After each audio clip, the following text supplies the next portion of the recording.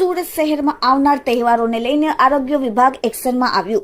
હાલમાં શ્રાવણ માસ ચાલી રહ્યો છે ત્યારે સુરત મહાનગરપાલિકા દ્વારા ફરારી વાનગીઓ બનાવતી અને વેચાણ કરતી સંસ્થાઓને ત્યાં તપાસ હાથ ધરવામાં આવી। ફૂડ સેફ્ટી ઓફિસરોની અલગ અલગ ટીમો બનાવીને નમૂના લેવાની કામગીરી કરવામાં આવી રહી છે। પવિત્ર શ્રાવણ મહિનામાં લોકો ઉપવાસ કરતા હોય છે, જેમાં ફરારી વાનગીઓ આરોગતા હોય છે, જેને ધ્યાનમાં લઈને સુરત મહાનગરપાલિકાનું ફૂડ વિભાગ એક્શન મોડમાં આવ્યું છે।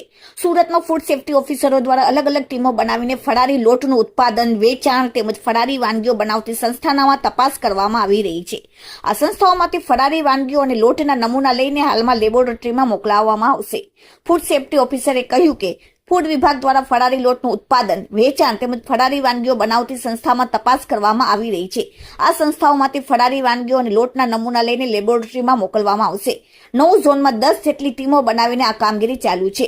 આગામી 2-3 દિવસ સુધી આ કામગીરી કરવામાં આવશે। જો રિપોર્ટમાં કોઈ પણ જાતની ભૂલ દેખાશે તો ફૂડ સેફ્ટી એક્ટ હેઠળ પગલાં લેવામાં આવશે। Bureau report, daily India TV, Surat. A T Patel food safety officer Surat महानगरपालिका। हाल श्रावण मास चाली रह्यो छे। श्रावण मासमां लोको फराળી વાનગીઓ વિવિધ આરોગતા હોય છે, તો તેને ધ્યાનમાં લઈને સુરત મહાનગરપાલિકાના ફૂડ વિભાગ દ્વારા ડેઝિગ્નેટેડ ઓફિસર્સની સીધી સૂચના અને માર્ગદર્શન હેઠળ સુરતમાં ફરાળી લોટ તેમજ ફરાળી વાનગીઓનું વેચાણ, ઉત્પાદન, સંગ્રહ કરતી વિવિધ સંસ્થાઓની ચકાસણી હાથ ધરવામાં આવે છે। આ ચકાસણી દરમિયાન સદર સંસ્થાઓમાંથી વિવિધ ખાદ્ય પદાર્થોના નમૂનાઓ લઈ પૃથ્થકરણ લેબોરેટરી મોકલવામાં આવશે।